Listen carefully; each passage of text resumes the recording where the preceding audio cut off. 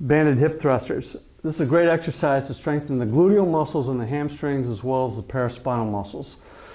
You can do this one of two ways. Either you can take a band and hook it across two very heavy dumbbells, or you can use a power rack. We have the band here across the power rack around some pens to keep it nice and stable.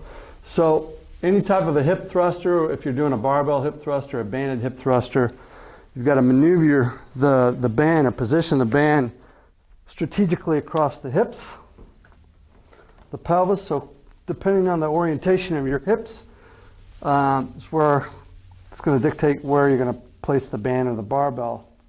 Put it in a comfortable position. So both legs, you're just going to drive the hips straight up. Position those heels in a comfortable spot where you get the most action in your glutes and your hamstrings. So you're going to have to kind of tweak the position of your feet depending on where you feel it. So make that necessary adjustment after a couple of reps. You should be able to dial it in and figure out where you need to be.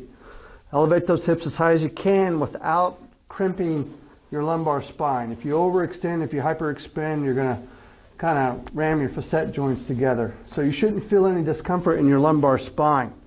If you do, that's an indication you've probably lifted your hips too high. Another variation is to do this in a single leg position. So same thing, keep those hips on the same plane. Don't elevate or drop one hip on one side. So get it up, squeeze the glute and the hamstring, and hold that for one count. If you're using a power rack like I am here, you can actually build up your floor space by adding some pads here on the ground.